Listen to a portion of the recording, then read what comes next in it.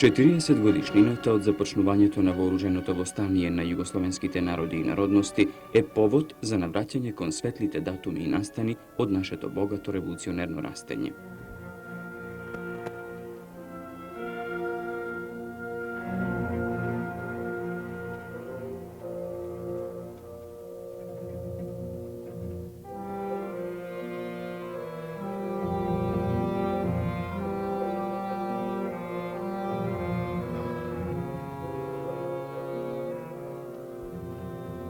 Вооружената борба, што ја започнаа нашите народи, представуваше и конечно остварување на вековните стремежи, голоракиот народ сам да се впушти и да го остварува своето право на слобода.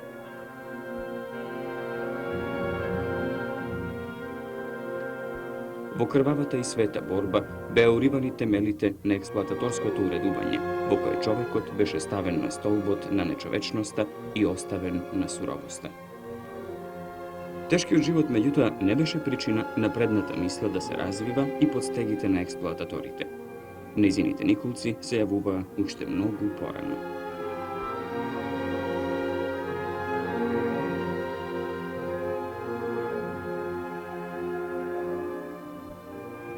Во 40-та година во Тетово се формира местно поверенство на партија, кое беше формирано на местноста Кале. Од тогаш партијата почнува организационо да действува и организирано. Беа прихватени сите оние кои до тогаш пројавија активности на линија на Комунистичката партија на Југославија. Створени са васпитни групи, келии. Негде во тоа време, после неколку состанока, доваѓа од Покрајински комитет од Скопје, другар од Блажо Орландич, во ревизија.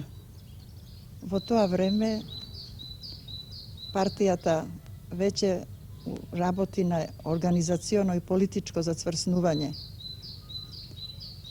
издигање на теоретското ниво, кое во тоа време не беше на доволна висина на меѓучленството.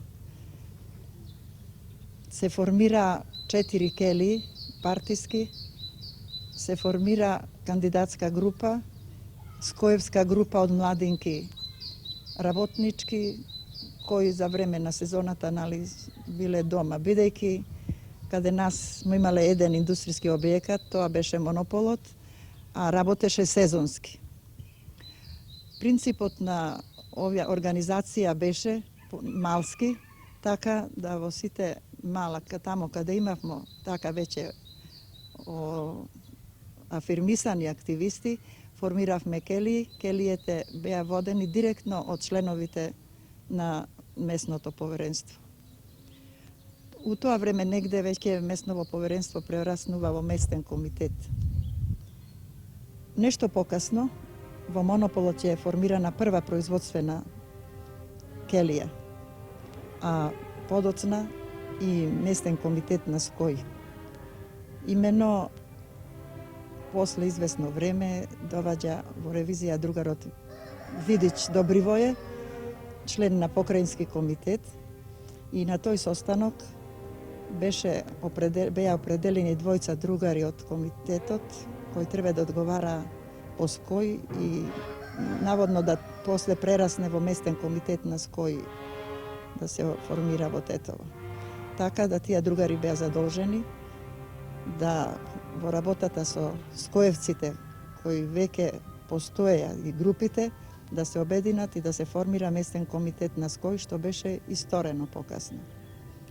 Така сега со формирањето на овие поверенства, уствари два комитета, комитетот местен и местниот комитет на Ској, веќе може да се зборува за околу 60 организирани младинци, младинки, работници, средњошколци во нашиот град.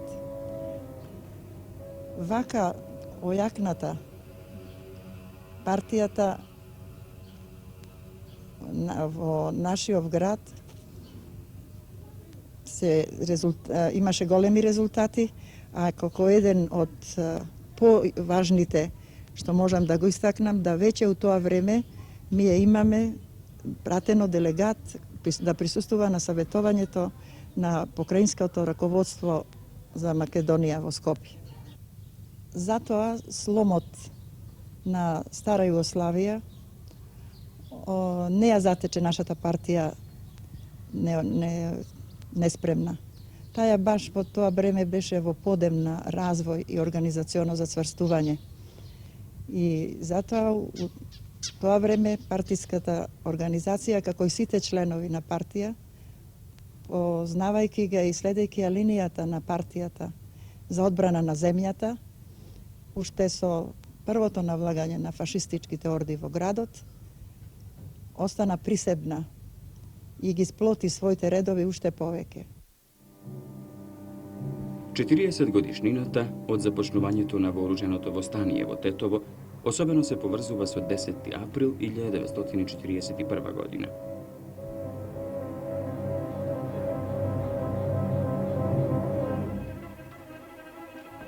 На тој ден, во волновлачарницата на народниот херој Ѓоце Стојчевски, се одржа партиско советување на комунистите и скоевците во градот под Шара.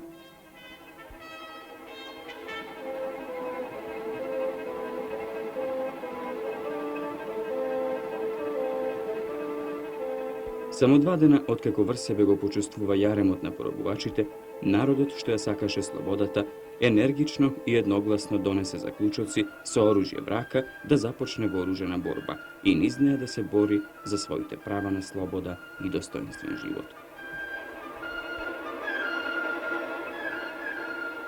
Ово значаен договор на напредните сили од Тетово како дел од организираните сили што се развиваа под чизмата на дотогашниот ненароден режим, го осветлуваме со искажување на дел од учесниците на советувањето во Тетово.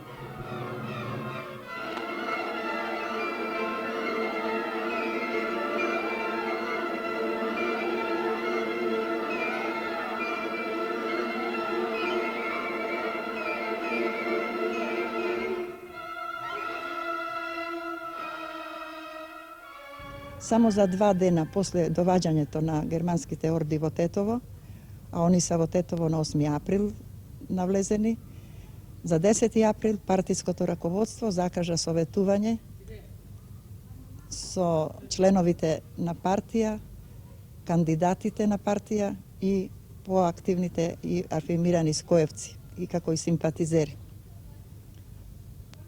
Ова советување беше организирано во волновлачарницата на народниот херој Ѓоце Стојчевски.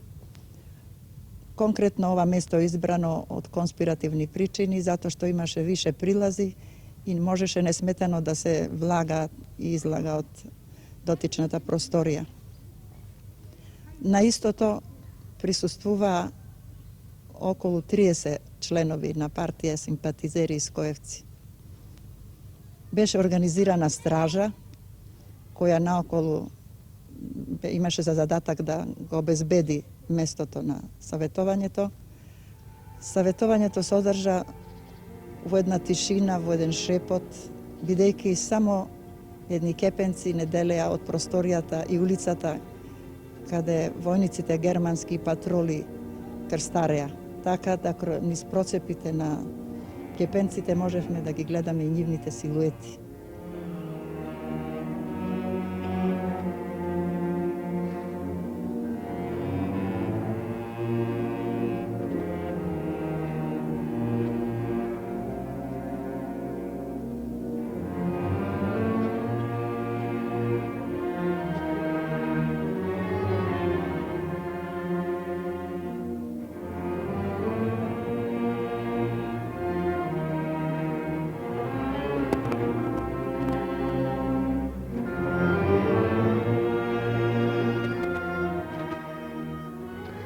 На 10. април 1941 година јас бев повикан од другарот Ѓоце Стојчевски, народен херој, тога секретар на комитет, а уедно и секретар на нашата партиска ќелија. Јас, кога дојдов дома, мајка ми рече дека веднаш да се јавиш на Ѓоце Амбарше, те бара хитно. Јас доаѓам кај него дома и ми вели дека треба да одржиме еден состанок со Душан Митевски, кој живееше каде него. Го повика одма, ние одма одржавме состанок, ми соопшти дека со обзир да ќе одржуваме партиско советување во Влачарата, мора да извршиме и обезбедување. И ми предложи да разгледаме ситуацијата постоеќа на овој район. Констатиравме дека нема никакви сигнали да има некои зајства. И на основу тоа Дугаро Ѓоце предложи да ја обезбедувам оваа страна долнава, оваа улица Иволова Рибар сегашна, улицата Тодор Ципов, Радован Цонич и улицата Кујман Јосиповски Питу. А Дугаро Душан Митевски да обезбедува горниот крај, овие улици Деквеси, и од оваа страна позади на куќата. После едно известно време, кроз 1 сат и нешто, кога патрулирам во оваа улица, почнувам да слушам некој бат војнички. И одлучив да пројдем од оваа страна да видим што е тој бат, тој корак, некако повеќе кораци ми да. Кога дојдов каде докторот Џафер, тука имаше стан на 2 улици, и кога гледам скоро една 10 фелд жандармерија со оние плочи ида. И констатира се што може да биде таа работа, дали ида понос или што е работа. Дојдов до заклучак дека на тој начин и нема да врша атак на партиското саветување, него веројатно иде у касарна. И така испадна. А меѓувремено, кога констатирав дека иде таа единица на фелд жандармерија, одма притрчав покрај да не ме гледа и го сретнав Душан Митевски, а он меѓувремено и он ги слушнал и да види што се догаѓа. Ме видел каде тршам и му кажав дека ситуацијата ваква и ваква. Дојдовме со заклучак да одма ги известиме другарите да престанат со гласно зборување или да престанат уопште да зборуваат, да би заминале. Така и му е соопштено на секретарот на комитет и он го прихваќа тоа и стварно настанува мирување за тоа време и другарите колку разбрат дека гледале низ протепките од онија даските тука, како ги викаја од тоа време, не знам, али помина тој случај, веројатно они отиште у бившата жандармерија и партиското советување наставува со работа и ги донесува најзначајните одлуки тоа многу битни врз основа на 5-та земска конференција. И тие одлуки партиската организација и дичките настојуваше да ги изврши. Советувањето почна точно во 15 часот и траеше до првите приквечерни часови, водејќи сметка за да има време до забраната на движењето, учесници да се можат да се вратат по своите домови. На советувањето учествува околу 30 членови на партијата и истакнати кандидати на партијата и скоевци. Овој собир на комунисти беше производ на желба за борба, на желба за револуционерна активност за ослободување на својата земја од окупаторските војски. На советувањето најпрви се расправаше за политичката ситуација во земјата. Преди се таа што владееше пред започнување на војната, со осврт на 27-мартовските демонстрации во Белград и Скопје, укажувајќи на спремноста на широките народни маси за одбрана на татковината, спремноста на народите на Југославија да ја бранат својата земја. Исто така се расправаше и за ситуацијата што настана со навлегувањето на окупаторските војски во земјата. Став за продолжување на борбата против окупаторот.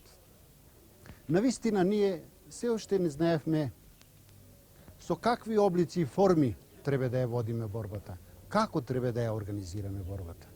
Меѓутоа, овој став има далекосежно значение за натамошната активност на партијата во Тетово. Како од гледна точка на тоа што партиската организација од Тетово беше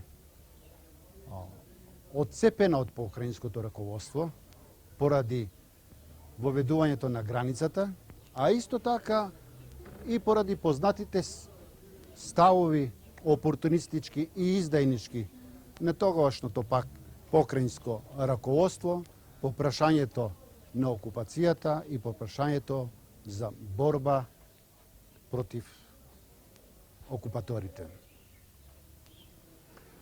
Втората група на прашања за која се расправаше на советувањето беа непосредните активности пред кои стоеше партијата во Тетово. И тие беа поделени во две групи. Први, оние непосредни тековни активности и акции што требаше да ги оствари партијата во градот, например, уништување на материјалите во зградата на Окружниот суд, Средското начелство, жандармеријата и друго, кои можеа да послужат за откривање на комунистите во градот, потоа акции за собирање на оружје, собирање на други технички материјали кои можеа корисно да послужат за остварување на активностите на партијата во новите услови во градот. Потоа се расправаше за задачи кои имаат подолгорочен карактер, како што беа интензивирање на партиската активност за организационо, политичко и бројчано јакнење на партијата из којот во градот, за омасовување агитационо-пропагандната работа среде широките маси, потоа за работа среде младината од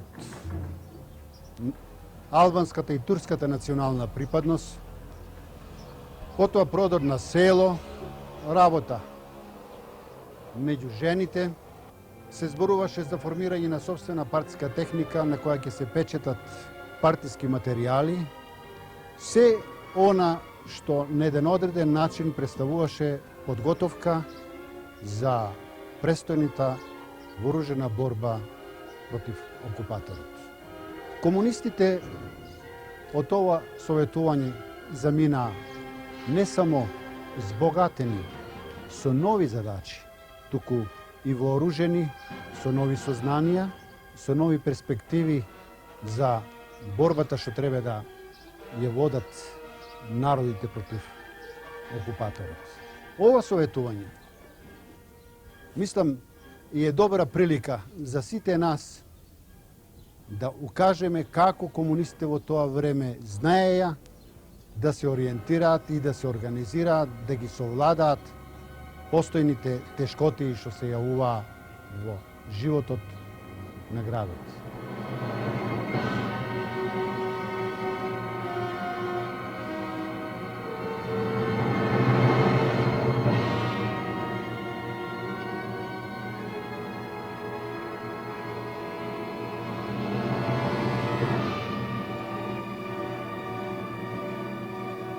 Партиското советување одржано на 10. април 1941 година во Тетово е еден од покрупните настани од работата на партиската организација во Тетово со далекосежно значење со оглед на идеолошко-политичката определба на членовите на КП од град Тетово за вооружено востание.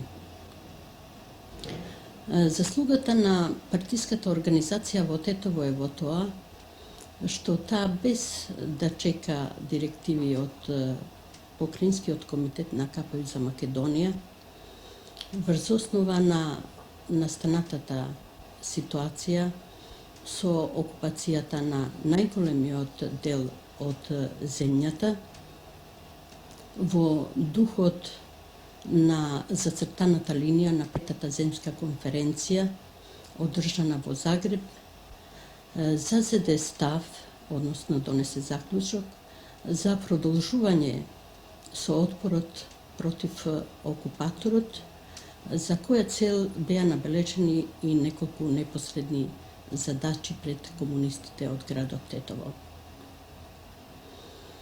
Значењето на ова советување е дотолку поголемо, што неговото одржување се совпаѓа со времето кога е одржана историската седница на ЦК-КПУ во Загреб под раководството на другарот Тито, на која е донесена одлука за вооружено востание во Југославија, кога е донесена исто така одлука за подготовки за вооруженото востание и за таа цел е формиран воен комитет на чело со другарот Тито. Тоа што одржувањето на ова советување се совпаѓа со ова дата од 10 април, кога е одржана седницата на ЦК на КПУ, сведочи за тоа дека во редовите на Комунистичката партија на Југославија била присутно единството на мислата и акцијата, што ја карактеризира КПУ како револуционерна партија, како партија од модерен тип, која што како таква се изгради по доаѓањето на другарот Тито на чело на партијата. Благодарение на правилната ориентација на партиското членство на ова советување, комунистите во градот Тетово можеа правилно да действуваат во наредните денови кои следеа по окупацијата на Тетово. Вооружено со јасна и правилна ориентација партиското и скојското членство можеа да делуваат во прилично сложените услови кои се создадоа во Тетово со оглед на различните империалистички спротивности помеѓу империалистичките држави во Тројниот пакт, помеѓу бугарскиот и италијанскиот окупатор, со оглед на нивните претензии во однос на македонската територија. При тоа, не водејќи сметка, тие со помош на квислинишките органи настојуваат да создадат национална омраза помеѓу македонскиот народ од една страна и албанското и турското население од друга страна. Нов подем ова партиска организација ќе добие во почетокот на септември по формирањето на новиот покраински комитет на чело со другарот Лазар Колешевски. Во непосреден контакт и разговори што тој ги имаше со претставниците на Тетовската партиска организација, тој ќе им даде директни и непосредни упатства за организирање на вооруженото востание во Тетово и Тетовскиот крај, како и во Гостиварскиот крај. Веднаш по тоа, партиската организација во Тетово почнува организационно да се засврстува и да врши подготовки, непосредни подготовки за изфрлање на партизански одред на територијата на Тетовско и Гостиварско. Пред крај од 1941 година на оваа територија ќе престојува Кузман Јосифовски Питу, кој исто така од своја страна ќе даде голем придонес за зацврстување како на партиската организација во Тетово, така и на целата партиска организација во Западна Македонија. Тоа ќе биде услов за да партиската организација од Тетово се изгради во една од најсилните организации во текот на 1942 година.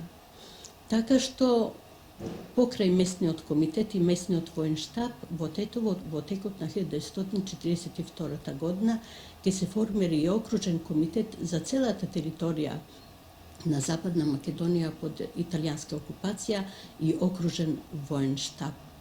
Во Тетово ќе се организира и техника на која ќе почнат да се печатат два илегални вестника, Востаник и Братство, и кои како такви ќе се шират низ на територијата на цела Западна Македонија.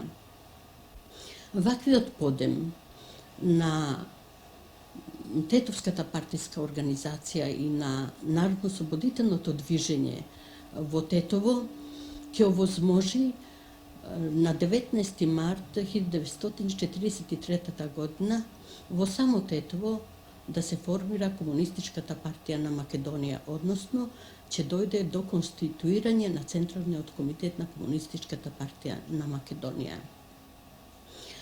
Борците, односно членовите на партијата и скоевците од 1941 година ќе станат набрзо членови на највисоките партиски раководства на таа територија, членови на областниот комитет, на првиот областен комитет за Западна Македонија, членови на оперативните штабови. Тие во тоа својство, како членови на областен комитет, на комесари на одреди, ќе ги положат своите животи, а ќе се покажат и како одлични борци на фронтот и во позадината, и ќе се одликуваат со своето херојско држање пред непријателот, како што беше случајот со Илија Антевски Смок и со другите другари кои го положија животот во борбата против окупаторот. Со остварувањето на заклучоците од партиското советување започна и првите организирани борбени акции во Тетово. Со тоа започна и разгорот на востанието во Западна Македонија. Учесниците на советувањето во Народно-ослободителната борба во Западна Македонија стана истакнати политички и воени раководители и борци. Поголемиот број од нив, меѓу кои двајцата народни херои Тодор Циповски Мерџан и Ѓоце Стојчевски, паднаа во зората на ослободувањето, вградувајќи се себе си во најиманентната категорија на човекувањето – слободата.